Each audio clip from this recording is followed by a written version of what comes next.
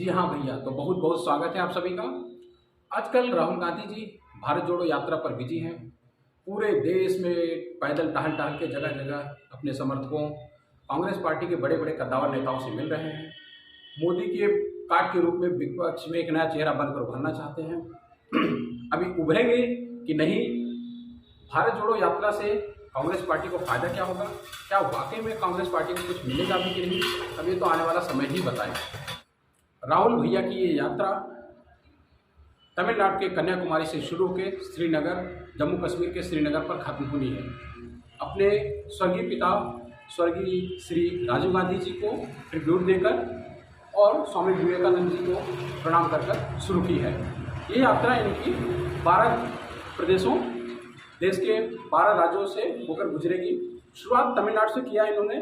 तमिलनाडु से अगर आप इंडिया के मैप में देखोगे तो नीचे से ऊपर की तरह जो इनकी प्रदेश में भ्रमण का जो कार्यक्रम है उसका जो सीक्वेंस है वो ये है कि तमिलनाडु से केरला, केरला से कर्नाटका, कर्नाटका से आंध्रा, आंध्रा से तेलंगाना, तेलंगाना से महाराष्ट्र, मध्य प्रदेश, राजस्थान, हरियाणा होते हुए दिल्ली, दिल्ली से पंजाब, हिमाचल प्रदेश होकर जम्मू कश्मीर के श्रीनगर पर खत्म होनी है। कहा जाता है कि ये यात्रा लगभग 3570 किलोमीटर की यात्रा है। ऐसी यात्राएं देश में पहले भी बहुत सारी पार्टियों ने किया है और कहीं ना कहीं ये यात्राएं किसी भी राजनीतिक पार्टी को सत्ता में लाने के लिए, उसको चुनाव जिताने में कई बार ऐसा देखा गया है कि महत्वपूर्ण भी साबित हुई है। 1983 के दशक में चंद्रशेखर सिंह तत्कालीन प्रधानमंत्री ने भी ऐसी यात्रा की थी जिसका नाम आई थिंक भारत यात्रा थी, इस तरह का कुछ। अब देखना ये होगा कि राहुल बाबा की ये यात्रा कांग्रेस की डूबती हुई नैया को भंवर और मझधार से निकालकर बाहर कितना लेके बाहर आ पाती है। कांग्रेस की भंवर में डूबती हुई नैया को कितना बाहर निकाल के ला सकती है और निकाल के ला भी सकती है कि नहीं, ये भी देखने वाली बात होगी। आपका क्या राय है? आपको क्या लगता है कि राहुल गांधी जी की ये भारत जोड़ो यात्रा कितना कारगर साबित होगी, कांग्रेस के लिए कितना फायदेमंद साबित होगी? कमेंट में लिखकर बताइएगा। अब फिर से पुनः मुख्य विषय पर आते हैं। तो मुख्य विषय इसमें है क्या? जो इनकी ये भारत जोड़ो यात्रा है, इसका आधार क्या है? भारत जोड़ो यात्रा का आधार राहुल बाबा ने बनाया है। इसमें देश में गरीबी है। उनका कहना है कि देश में बहुत गरीबी है, बेरोजगारी है, देश में बेरोजगारों की संख्या बढ़ रही है, क्राइम है, कम्युनलिज्म है, सांप्रदायिक हिंसाएं हो रही हैं, देश में तरक्की नहीं हो रही है, चाइना अटैक कर रहा है, भारत की जमीनों पर कब्जा हो रहा है। तमाम आधार उन्होंने बनाए हैं। उनका कहना है कि भारतीय जनता पार्टी डाइवर्सिटी और विभाजन की राजनीति करती है, कट्टरता को बढ़ावा मिल रहा है। अब मुझे ये नहीं समझ में आता कि अगर वाकई में भारतीय जनता पार्टी के शासन में कट्टरता बढ़ रही है, समस्याएं हैं, अब मुझे ये नहीं पता, आप अपनी राय जरूर दीजिएगा कि जब कांग्रेस की सरकार हुआ करती थी उस समय देश में कितनी शांति थी, कितना सौहार्द था, उस समय देश कितना तरक्की कर रहा था। कमेंट में जरूर लिखिएगा।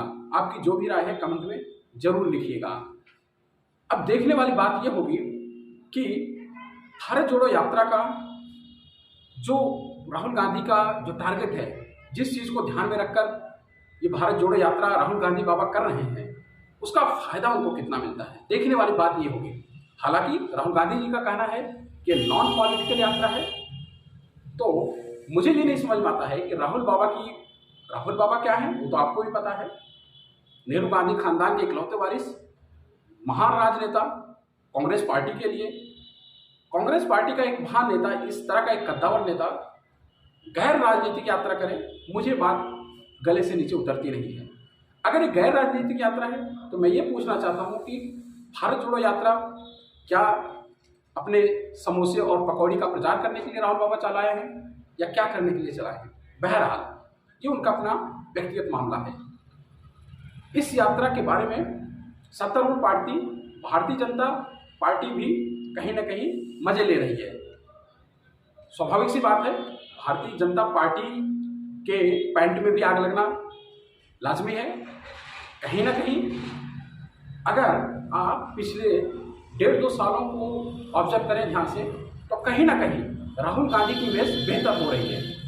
कंपेरेटिवली राहुल गांधी की इमेज बेहतर हो रही है, धीरे धीरे बदलाव आ रहा है और लोग भी आजकल उनके साथ वाकई में जुड़ रहे हैं। और उसी के उल्टा नरेंद्र मोदी जी के जो भी वादे रहे, मुझे नहीं लगता, मुझे आपको ये बताने की ज़रूरत है कि नरेंद्र मोदी जी के 2014 में जब आए, आज लगभग अगला लोकसभा इलेक्शन 2024 आने वाला है, उनकी बातें, उनकी कथनी और करनी में कितना अंतर है या कितनी समानता है, ये आप तय करिएगा। उन्होंने क्या कहा जब प्रशासन में आए, जब सत्ता में आए, उन्होंने क्या कहा, क्या किया और क्या कर रहे हैं, ये कहीं ना कहीं आपको उसकी गहराई में जाकर डेटास और आंकड़ों को निकाल कर देखने की ज़रूरत है। अब सवाल ये उठता है कि यात्रा की क्यों जा रही है। इस यात्रा का अगर आप समय देखें तो कहीं ना कहीं ये यात्रा कांग्रेस पार्टी एक ऐसे समय में कर रही है जबकि हार्डली 1 साल के अंदर अंदर अगला लोकसभा इलेक्शन होने वाला है। और कहीं ना कहीं इस समय कांग्रेस की जो स्थिति है पिछले 4-5 सालों में अच्छी हुई है। अभी आप मौजूदा जो इलेक्शंस हुए उसमें देखिए कांग्रेस ने काफ़ी अच्छा प्रदर्शन किया है। अब देखने वाली चीज़ ये होगी कि यात्रा, ये राहुल गांधी की कड़ी मेहनत, आपने बेल्लारी में देखा, भारत जोड़ो यात्रा के दौरान ही राहुल गांधी जी जब कर्नाटक के बेल्लारी में एक सभा को संबोधन दे रहे थे, एक सभा को संबोधित कर रहे थे, बारिश हो रही थी, बारिश में भी राहुल गांधी अपनी जनता के साथ चिपके हुए थे, बोले जा रहे थे। कहीं ना कहीं राहुल गांधी जी अब चाहते हैं कि उनकी जो पुरानी छवि थी उससे वो बाहर निकल कर आना चाहते हैं। वो चाहते हैं कि अब उनकी एक डायनेमिक पर्सनालिटी बने, लोग उनको प्यार करें, लोग उनको सपोर्ट करें। वो कहीं ना कहीं आंतरिक रूप से अपने आप को देश का अगला प्रधानमंत्री देखना चाहते हैं। अब सवाल ये उठता है कि इनकी ये बातें, उनकी ये सोच, उनकी ये मेहनत कितना रंग लाएगी और आगे क्या होगा, ये आने वाला समय ही बताएगा। कुल मिला के हमें तो यही लगता है, हमारा तो अपना व्यक्तिगत विचार यही है कि कहीं ना कहीं कांग्रेस पार्टी को ऐसे समय में जब कांग्रेस पार्टी के पास कोई अच्छा मुद्दा ही नहीं था, कुछ है ही नहीं, किसके खिलाफ बोले, क्या बोले, कहाँ बोले, कैसे हाईलाइट करें अपने आप को, कैसे लाइमलाइट में रहें, तो एक मिला जुला कर अगर सामूहिक रूप से देखा जाए तो एक अच्छा कदम है। सत्तारूढ़ पार्टी भारतीय जनता पार्टी भी कहीं ना कहीं बौछार कर रही है राहुल गांधी के ऊपर। अभी मैं एक असम के मौजूदा मुख्यमंत्री हेमंत बिस्वा शर्मा जी का एक वीडियो देख रहा था। हेमंत बिस्वा शर्मा जी ने तो राहुल गांधी को ओसामा बिन लादेन से भी तुलना कर दी। राहुल गांधी जी क्या वाकई में ओसामा बिन लादेन है? आपको लगता है? हेमंत बिस्वा शर्मा जी का एक कथन, उनका एक कमेंट कितना सही है? अगर आप राहुल गांधी के समर्थक हैं तो भी लिखिएगा, अगर आप भारतीय जनता पार्टी के समर्थक हैं तो भी अपने विचार जरूर दीजिएगा। और एक अच्छी चीज़ राहुल गांधी जी के लिए है मौजूदा समय में, ये जो कांग्रेस की भारत जोड़ो यात्रा चल रही है, इसमें कहीं ना कहीं राहुल गांधी जी को हर एक प्रदेश में, जितने भी प्रदेश से अभी तक ये यात्रा गुजरी है, हर जगह अच्छा समर्थन मिल रहा है। कांग्रेस के बड़े बड़े कद्दावर नेता, कांग्रेस शासित प्रदेशों के मुख्यमंत्री भी यात्रा में शामिल हो रहे हैं, बहुत सारे आम जनता भी शामिल हो रही है।